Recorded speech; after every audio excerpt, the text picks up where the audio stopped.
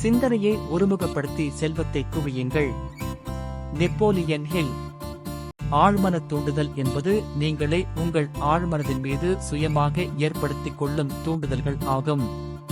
உங்கள் ஆழ்மனதிற்கும் பிரக்ஞையோடு கூடிய சிந்தனை நடைபெறும் உங்கள் வெளிமனதிற்கும் இடையே கருத்துக்களை பரிமாறிக்கொள்வதற்கான வழியும் இதுவே. நம் ஆழ்மனதை அடைகின்ற விஷயங்களை நம்முடைய ஐம்புலன்கள் வாயிலாக நம்மால் கட்டுப்படுத்த முடியும். ஆனால் இந்த கோட்பாட்டை நாம் எல்லா நேரங்களிலும் பயன்படுத்துவது இல்லை. ஆழ்மனம் என்பது ஒரு செழிப்பான தோட்டத்தை போன்றது. ஆழ்மன தூண்டுதலானது படைப்பு திறன் மிக்க எண்ணங்களை உங்கள் ஆழ்மனதிற்கு கொடுப்பதற்கான வழியாகும். அதை நீங்கள் புறக்கணித்தால் அழிவுபூர்வமான இயல்பை கொண்ட எண்ணங்கள் மனம் என்னும் அந்த வளமான தோட்டத்தை சென்றடைய நீங்கள் அனுமதித்து விடுகிறீர்கள். ஒரு நபர் அனுபவித்து உள்ள அனைத்து விஷயங்களையும் அவரது ஆழ்மனம் பதிவு செய்து தக்க வைத்துக் கொள்கிறது.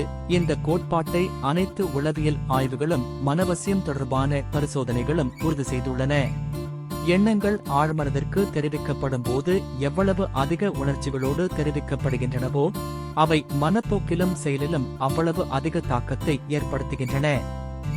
ஆழ்மனதின் இந்த அம்சம்தான் நீங்கள் அடைய விரும்புகின்ற வெற்றிக்கு உதவக்கூடிய நேர்மறை எண்ணங்களை உங்கள் ஆழ்மனதிற்கு தெரிவிப்பதற்கு ஆழ்மன தூண்டுதலை ஒரு கருவியாக பயன்படுத்த உங்களை அனுமதிக்கிறது.